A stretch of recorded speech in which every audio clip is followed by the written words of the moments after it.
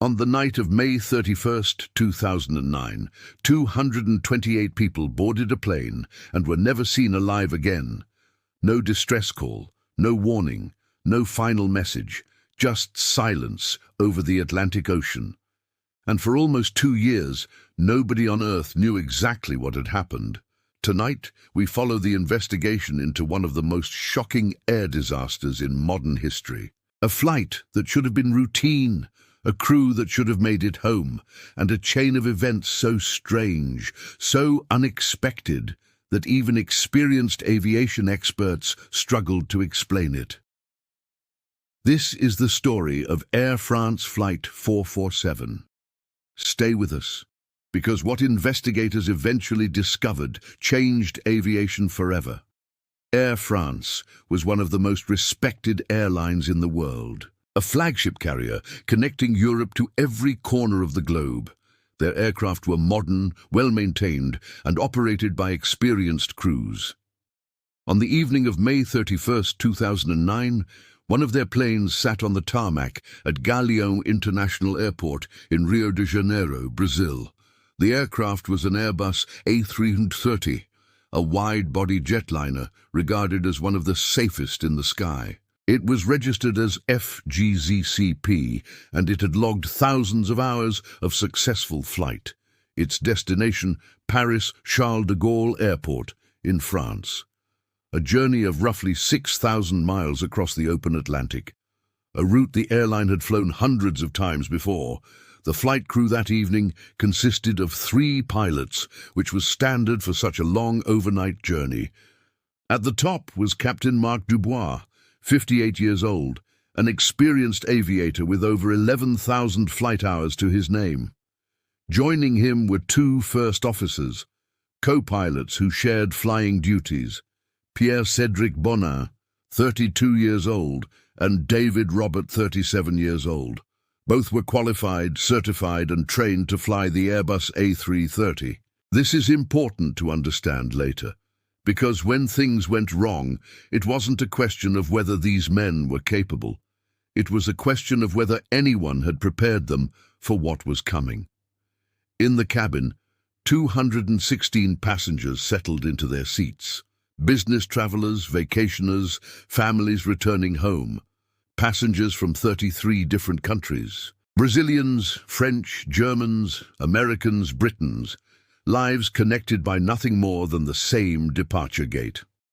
At 10:29 in the evening, local time, Flight 447 pushed back from the gate and lifted into the night sky over Brazil. Everything appeared completely normal. The climb was smooth. The aircraft performed exactly as designed. As the plane rose to cruising altitude, 35,000 feet, roughly 7 miles above the ocean, the crew settled into the rhythm of a long overnight flight. Captain Dubois, as was standard practice on long hauls, went to take his scheduled rest. That left First Officer Bonin as the pilot, actively flying the aircraft, and First Officer Robert as his colleague monitoring the instruments. Again, this was normal, routine textbook procedure. But not everything that night was routine. Somewhere over the Atlantic, near the equator, the weather was building. A line of tropical thunderstorms stretched across the flight path, massive, towering storm cells rising far above the aircraft's cruising altitude. The crew was aware of the weather. Other Air France aircraft in the same region were receiving updates and adjusting their routes. Flight 447's crew was not warned by air traffic control of any immediate danger. And at 1:35 in the morning, local air traffic time, the co-pilots made their last radio check with controllers in Brazil. Routine, calm, nothing in their voice suggested anything was wrong. That was the last communication anyone ever received from Air France Flight 447. Here is where the story takes a turn that nobody expected. The aircraft entered the outer edge of those storm systems. At altitude, storms don't always look the same as they do from the ground. What looks terrifying from below can sometimes look manageable from a cockpit at 35,000 feet. But inside those clouds, something invisible was happening. Tiny ice crystals, microscopic fragments of frozen water, were being sucked into small sensors on the outside of the aircraft. Those sensors are called pitot tubes. Pitot tubes, pronounced pitot, are small, hollow probes mounted on the fuselage of the plane. They measure how fast the aircraft is moving through the air by detecting air pressure. They are the equivalent of the speedometer in your car. And on that night, those tubes began to freeze over, silently, without warning. When the pitot tubes iced over, they gave the flight computers 3 different contradictory speed readings. The computers couldn't decide which reading was correct. So they did exactly what they were designed to do in that situation. They handed control back to the humans. The autopilot disconnected. At 2:10 in the morning, the cockpit chimed. The autopilot had switched off. Bonin took manual control of the aircraft. He had 37 seconds to understand what was happening. He didn't.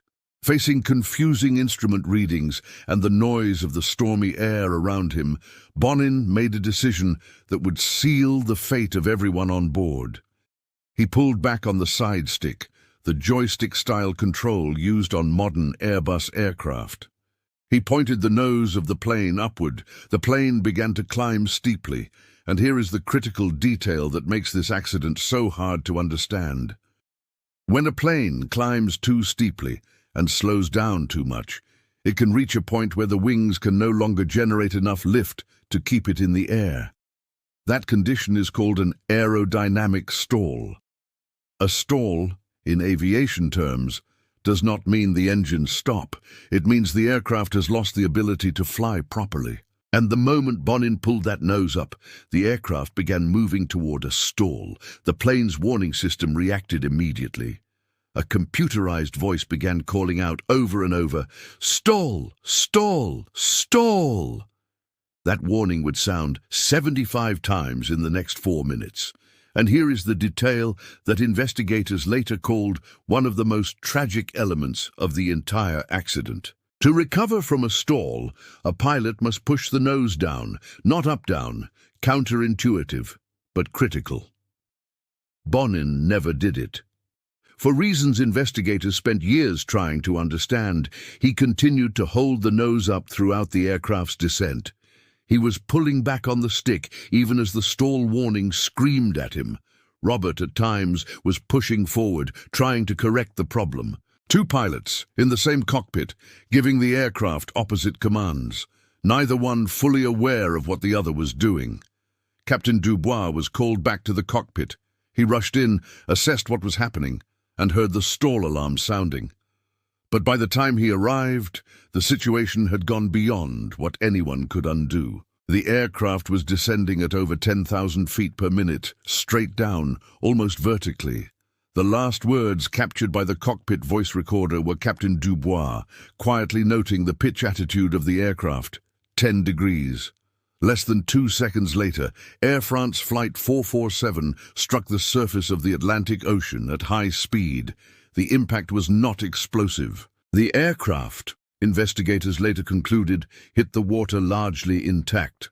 The life vests found in the wreckage were not inflated. Nobody had time. All 228 people on board died instantly. It was 2:14 in the morning. The entire sequence, from the pitot tubes freezing to impact, had taken just 4 minutes and 23 seconds. For nearly 2 hours, nobody on the ground knew anything had happened. Air traffic controllers in Senegal expected to hear from Flight 447 as it crossed into their zone. It never called. It simply stopped existing on radar. By 4 in the morning, controllers on both sides of the Atlantic had begun to realize something was deeply wrong. By dawn, the first search operations were underway. Within days, search aircraft found debris on the surface of the ocean, pieces of the aircraft, personal belongings, and the bodies of some of the passengers, including Captain Dubois. By the end of June, searchers had recovered over 600 pieces of wreckage and 50 bodies, but the most critical pieces of evidence were still missing: the black boxes. Every commercial aircraft carries two flight data recorders, the devices we call black boxes, even though they are actually bright orange. One records technical flight data, speed, altitude, heading, control inputs. The other is the cockpit voice recorder, a device that captures every sound, every word spoken in the cockpit. These two devices are built to survive almost anything, and they contain the answers to almost everything. But they were sitting nearly 2.5 miles beneath the surface of the Atlantic Ocean, on the most rugged seafloor on Earth. The search for the black boxes became one of the most expensive and technically demanding underwater operations in history. Multiple searches were launched over 2 years. France spent $15 million on one search effort alone and found nothing. The ocean floor where the wreckage lay was like a mountain range in reverse. Jagged ridges, deep valleys, terrain that no surface ship could see. Then, in the spring of 2011, a team from the Woods Hole Oceanographic Institution deployed something remarkable. 3 robotic submarines, autonomous underwater vehicles called Remus 6000, were sent down into the darkness. These robots could operate at depths that would crush any human-crewed vessel. They swept the ocean floor using sonar, mapping the terrain, searching for anything that didn't belong. On April 4, 2011, nearly 2 years after the crash, one of those robots found the main wreckage of Air France Flight 447 sitting on the ocean floor at a depth of nearly 4,000 meters. A month later, divers recovered the flight data recorder and the cockpit voice recorder. Now the investigation could truly begin. What investigators heard and read on those recorders was extraordinary. Not because of technical data alone, but because of the human story buried inside it. The voice recorder captured the growing confusion in the cockpit, the contradictory commands, the stall warning sounding again and again, and the pilot responses, disoriented, overwhelmed, desperately trying to understand what was happening to their aircraft. "I don't have a good display of speed," Bonin said. "What's happening?" "I don't know." "I don't know what's happening," the crew told the captain when he returned. Investigators found something that troubled them deeply. Neither Bonin nor Robert had ever received specific training for how to handle an unreliable airspeed situation at cruise altitude. When the pitot tubes failed and the autopilot disconnected, they were flying a 30,000-ton aircraft completely manually in the dark, in a storm, at 35,000 feet, with no clear indication of how fast they were going. Nothing in their training had prepared them for exactly this scenario, but investigators found something else too, something that pointed beyond the cockpit. The pitot tube problem on the Airbus A330 was not new. Air France and Airbus both knew that certain models of pitot tubes, the Thales AA probe, had a history of icing up at high altitude. Reports of the problem had been circulating since at least 2007. Air France had actually ordered replacement probes before the crash. They had begun replacing the Thales AA probes on their A330 fleet starting in late April of 2009. The plane that became Flight 447 was scheduled to receive its new probes upon returning to Paris. It never got there. Here is the detail that stunned investigators. Air France knew the probes were a problem. They were fixing them. But they apparently saw no reason to train their pilots on what to do if the probes failed in the meantime.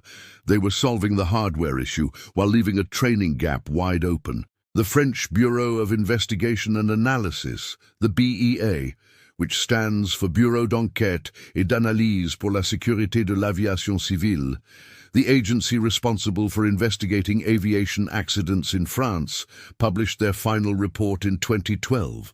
The report identified a combination of causes: the pitot tube failure, the crew's inappropriate control inputs, their failure to recognize and respond to the stall, and critically, the inadequate training for manual flight under unreliable airspeed conditions. The legal consequences stretched across more than a decade. In 2023, a Paris court acquitted both Air France and Airbus of involuntary manslaughter. Families of victims were devastated. Many said the verdict was deeply unjust. They appealed. And then, in May of 2026, a Paris Court of Appeal overturned that decision. Airbus and Air France were found guilty of corporate manslaughter. The court ruled that both companies were, in their words, solely and entirely responsible for the deaths of all 228 people on board. Airbus had known which pitot probe model was safer, had it certified since 1996, and had failed to recommend it to Air France. Air France had known the existing probes were problematic, had begun replacing them, and had not trained a single pilot on how to handle the failure in the meantime. Both companies were fined approximately $260,000 each, a figure many observers called symbolic, given the scale of the tragedy. The families of the victims had waited 17 years for that verdict. Some described it as the first moment of real acknowledgement that their loved ones' deaths were preventable. What changed after Flight 447? Aviation safety agencies around the world responded with significant reforms. Airlines were required to provide training for unreliable airspeed scenarios. New protocols were written. Pilots were trained specifically to recognize and recover from high-altitude manual stalls. The Thales AA pitot probes were replaced across entire fleets. New guidelines were issued for cockpit crew management, making clear who is in command and who is responsible for which controls at any given moment. The lesson of Flight 447 was painful and expensive, but it was not wasted. Every pilot flying today has been trained in procedures that did not exist before that flight vanished over the Atlantic. Every passenger who boards an Airbus A330 today is flying on an aircraft with safer sensors, behind a crew that has trained for exactly the scenario that destroyed Flight 447. 228 people lost their lives that night. People who had laughed, made plans, sent messages from the airport, told family members they would see them soon. People who deserved to land safely in Paris. Their names are recorded, their stories have been told, and the reforms made in their memory have very likely already saved lives that we will never be able to count, because those crashes never happened. That is what aviation safety is built on, not just the accidents we prevent through good engineering, but the accidents we prevent because someone, somewhere, asked the most important question of all. What if everything goes wrong at once? And do our people know what to do? If you found this story as compelling as we do, please share it with someone who loves aviation. Subscribe to Reality Vault for more documentary-style deep dives into aviation history. And we want to know what you think. Do you believe Air France Flight 447 was ultimately preventable? Tell us in the comments.